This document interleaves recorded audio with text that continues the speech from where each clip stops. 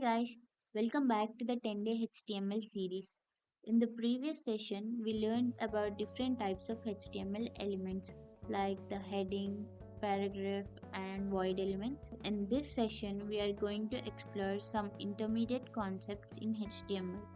Before starting with the day 3, I hope you have completed the day 2 task. If you got stuck somewhere, here is the solution for it. Watch it and try again. Let's look at the sample output first. Here an h1 tag is used to create the main heading favorite food, followed by an h2 tag for the subheading FlipZen's favorite food.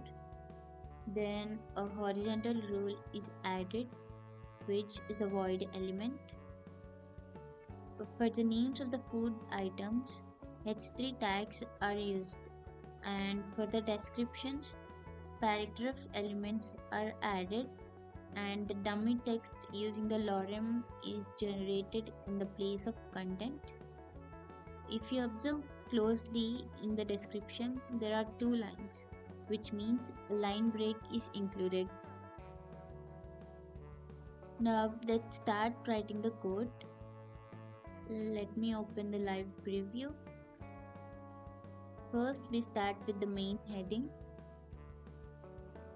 then the subheading.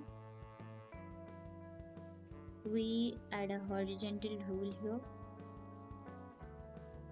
Now we open an h3 tag and add the first food item.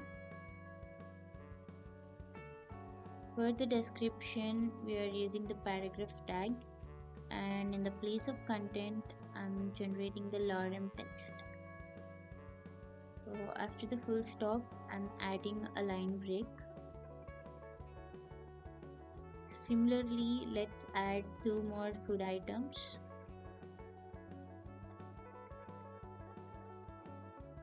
That's it. If you haven't completed the task yet, make sure to finish it before watching the day 3 session. If there is anything you didn't understand, go through the day 2 session again. We have already created a playlist named 10-day HTML journey, so you can easily find it there. Without further delay, let's get started with the day 3 session by learning about list elements. We have two common types of lists: unordered list, ordered list. We use an unordered list to create a list with bullet points, whereas we use ordered list to create a list with specific order like numbers or the letters. Now let's see which HTML tags we use to write these lists. Let's start with the unordered list, and it's super simple to create. Simply you have a starting tag with UL and then have a closing tag. Now normally we had one line elements such as this, where we get to add some content in between the opening and the closing tags. Now in this case it's a little bit different. They actually go on separate lines because in between these two opening and the closing tags we need an extra type of tag in order to complete this unordered list, and these are called list elements. So here you can see we have got 3 list items and each of them contains some piece of content, but all 3 items are enclosed inside this unordered list. So for any list to work and display content, we add list items into it. And here is how it looks when we actually run the code. As I mentioned earlier, an unordered list creates bullet points for the list items.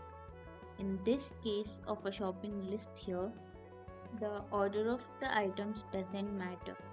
That's why an unordered list would be the perfect for this situation. But if you needed your list items to be arranged in a particular order, then you would create an ordered list. And once you have added the list items inside there, it will give you numbers. So it would start from 1, and the number next to each list item will depend on the order that you put into this ordered list element. Here, if this chips was down here, then it would get the number 3, and so on. That's all. We can also change the numbering style in an ordered list to use alphabets A, B, C, etc. instead of numbers. Similarly, we can customize bullet points in an unordered list. I will discuss these customizations in the coming session, right after we cover HTML attributes. And here is the task of day 3. Create a recipe for your favorite dish. Use the concepts from previous sessions to enhance your output. Here is a sample output to guide you. Take some time to try and complete this challenge. See you in the day 4 session. Happy coding!